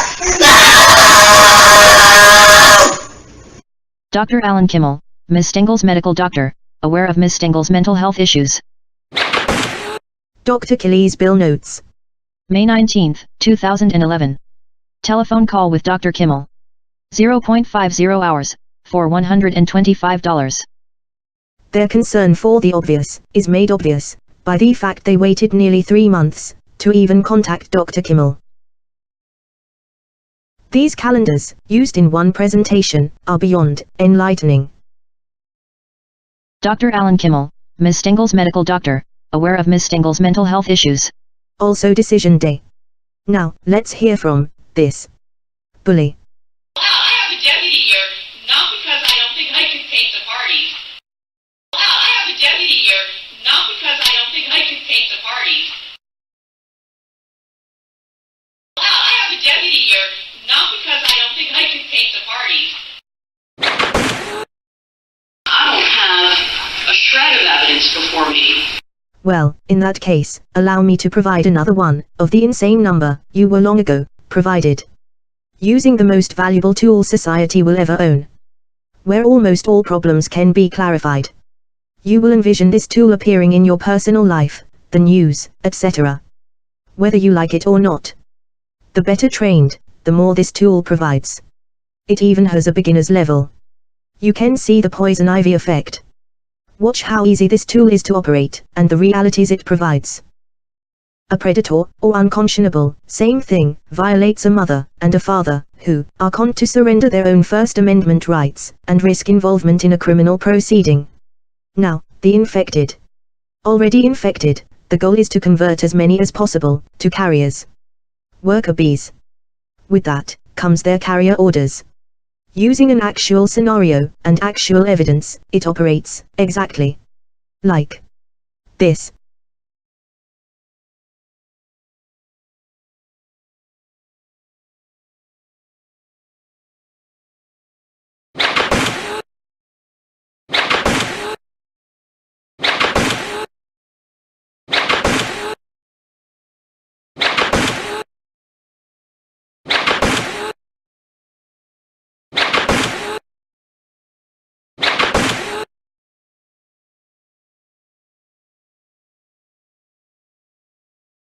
January 7th, 2015. Dear Mr. Stengel, the purpose of my writing is to inform you to immediately cease and desist from all communication with me of any kind.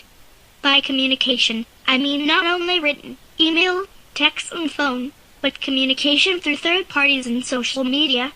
Your failure to comply with this basic request may lead to a request for a civil peace order against you, or the filing of criminal harassment charges. Thank you for your cooperation.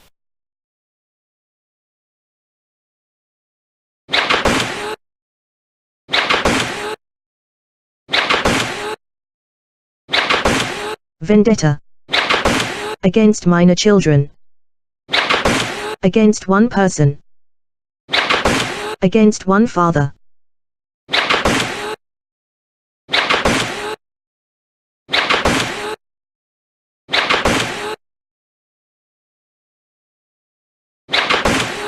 Trickle-down psychotics. Inside the minds of evil psychosis. A free, Reality Boulevard series. A detailed and inside look, from behind the curtain of evil. From a medically documented, long-term mental illness, criminal and predator, to and through, the also corrupt, Maryland Court of Special Appeals.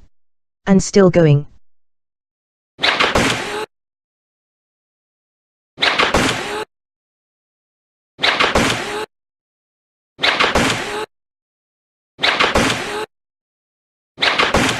The Judicial Corruption Academy. Ground Zero, in the research. Governor Martin O'Malley, sponsor. Big stuff. Who do you think you are? Governor Larry Hogan, sponsor. Big stuff. Who do you think you are?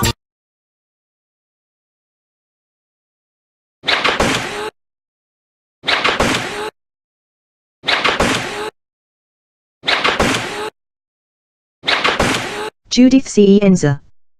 Who do you think you are? Kathleen G. Cox.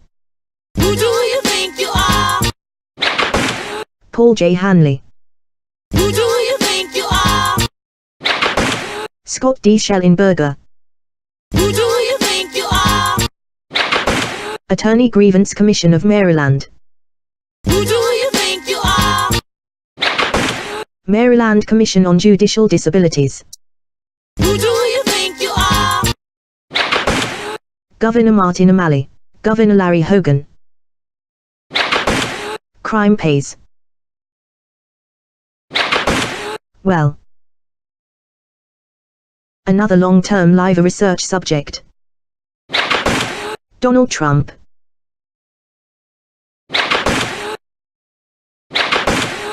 Stay tuned.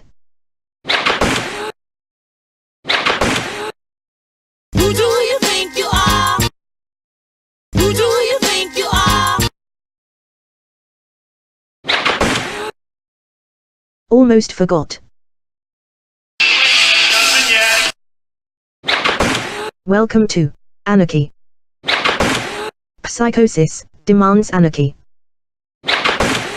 Psychosis delivers anarchy. How to recognize evil. Evil. Evil. Sorry, but it's so not a democracy. Out in the open, they make a mockery of democracy while expanding the bubble.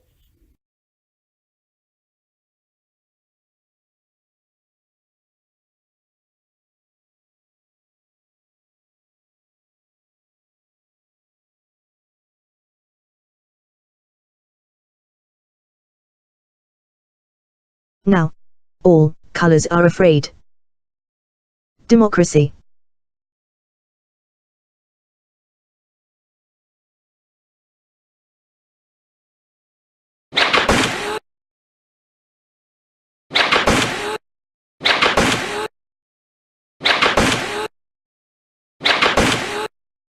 Intro, Part 3 of 3.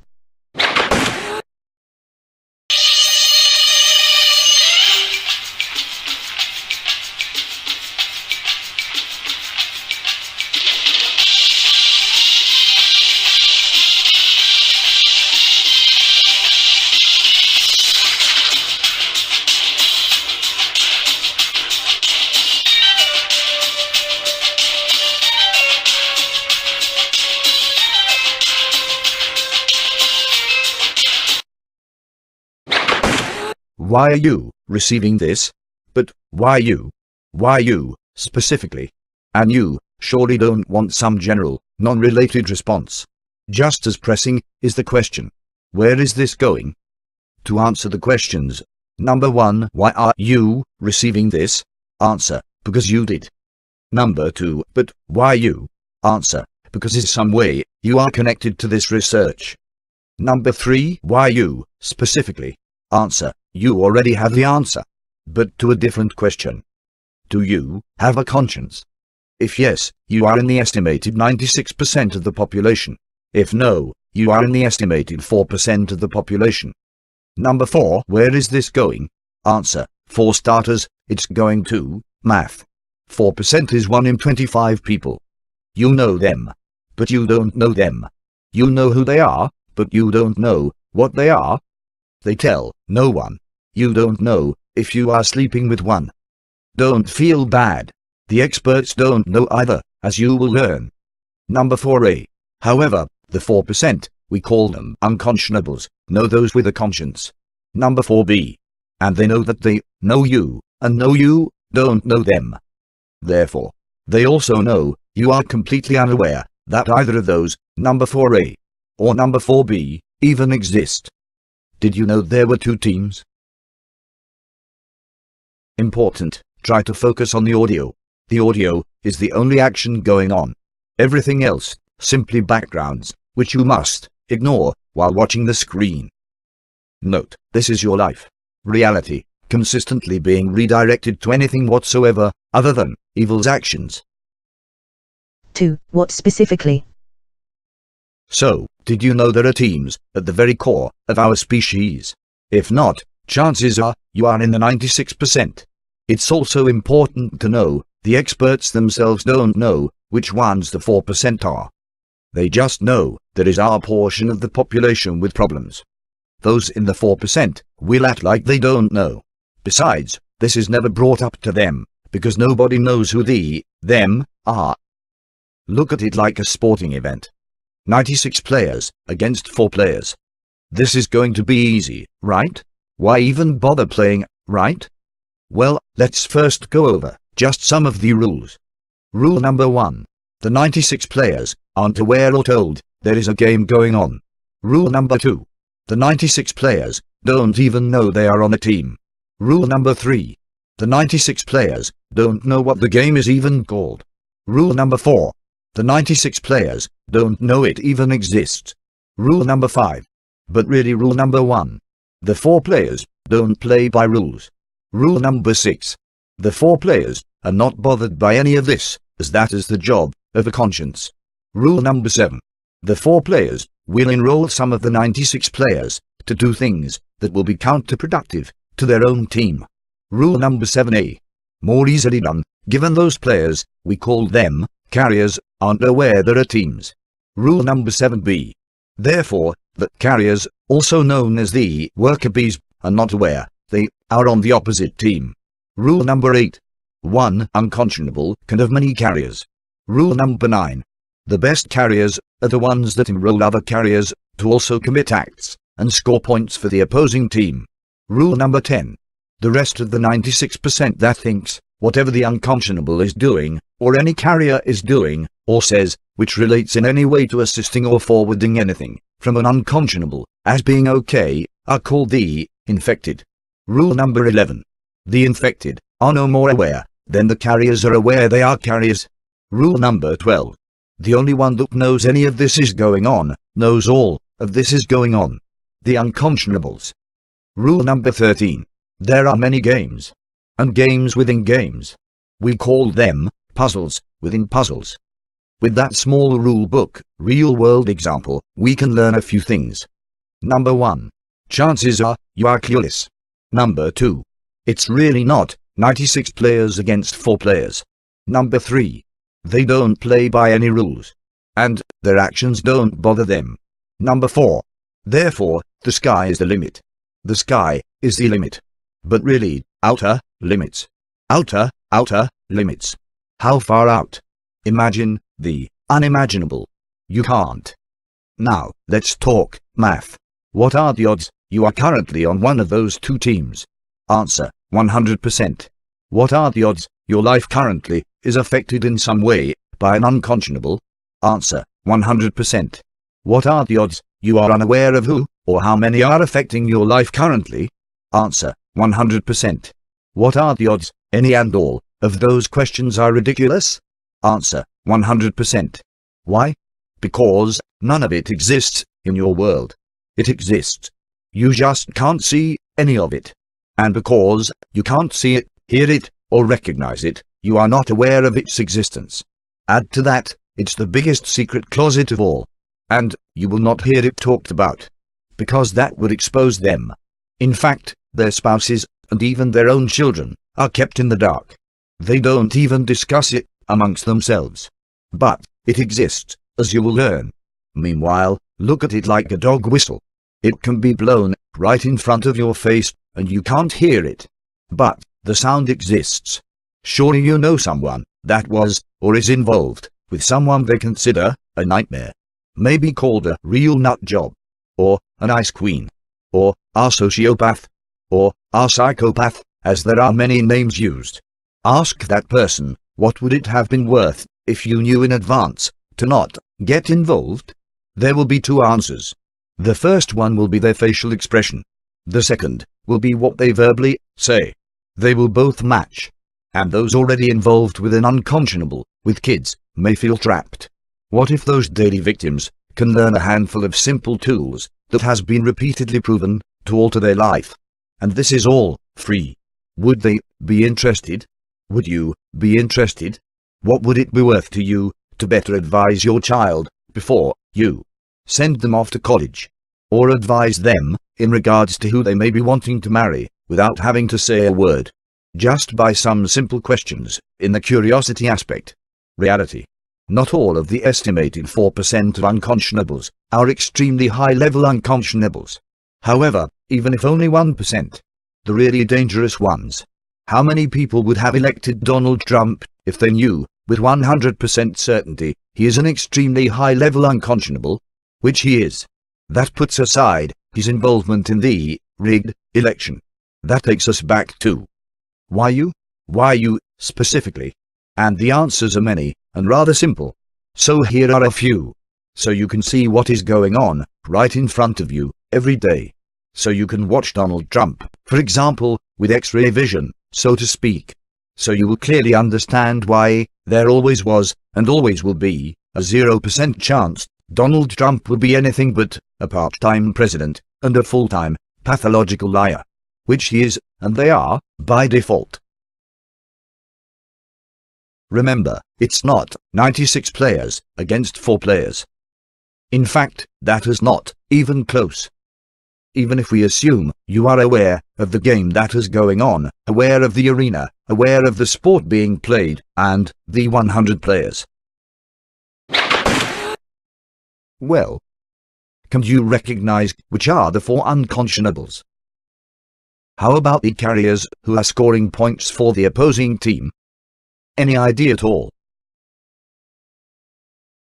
Pretty much, almost all problems in society will fit nicely into this research. For a quick example, there is no doubt Leah Remini and Mike Binder did a very nice job with documenting Scientology and the aftermath. Given this research is retroactive, allowing anyone to look back to better understand what was really going on. So, how does this apply to Leah Remini? Let's see if this helps.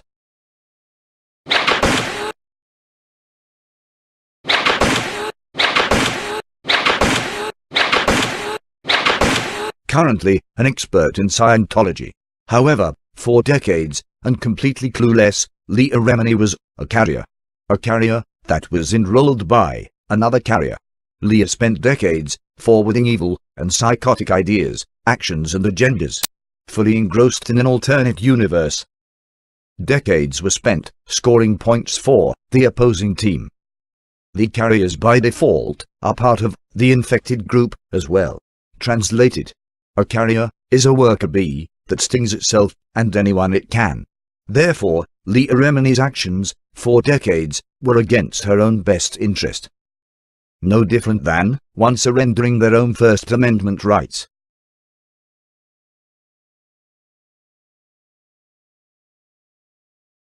The full understanding of this research and using the same tool creates a magnetic funnel effect, simply by verifying, referred to as sourcing, the actions. Once properly trained, it's much easier than it sounds. It looks similar. But, in reverse,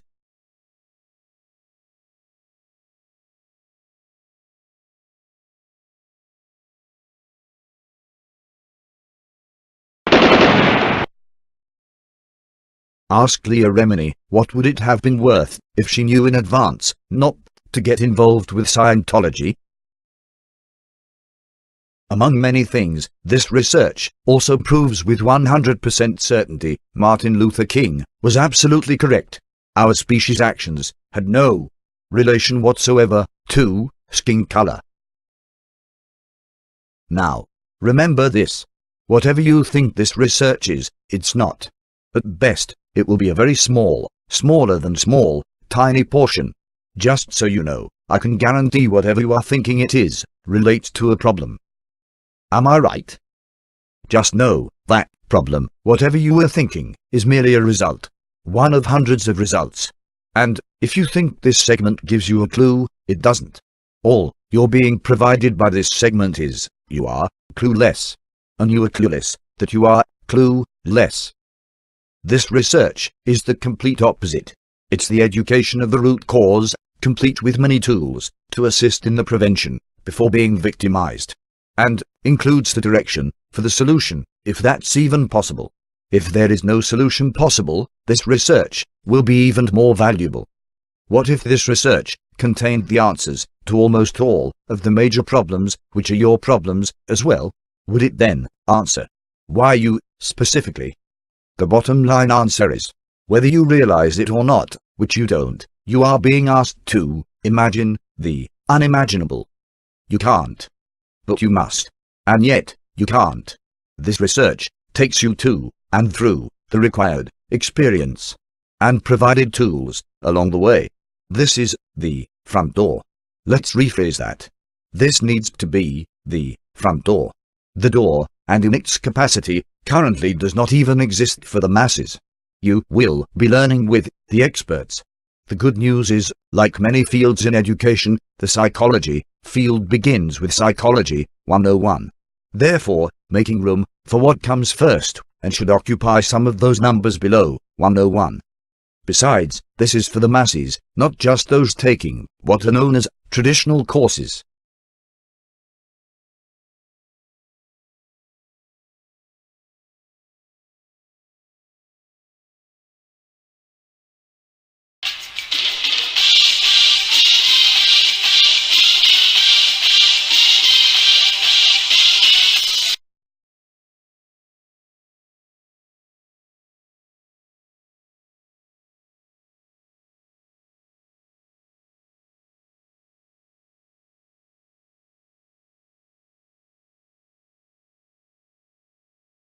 The unconscionables.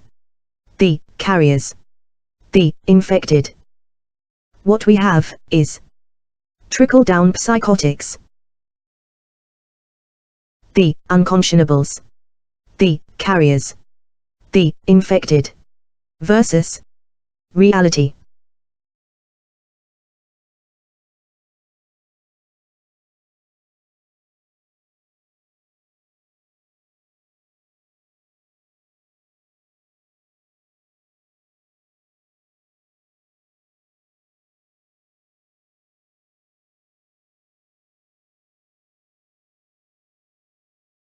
Prepare to ride the delusional trolley, while the so-called authorities assist evil.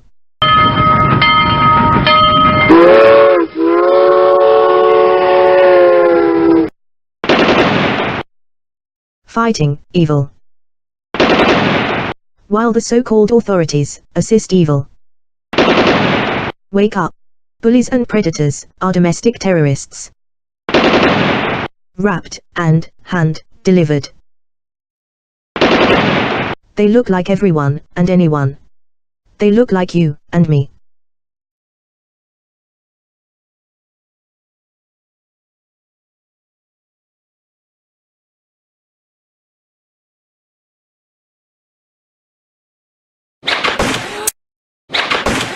When can Hogan start? When can Google start? When can Amazon start? When can Microsoft start? When can the media start? All veterans, guardians of rights, defending humanity. Watch disc number 1. Go on. But first, let's once again ponder Who owns this? Well, from the current looks of it, it appears this guy thinks he does.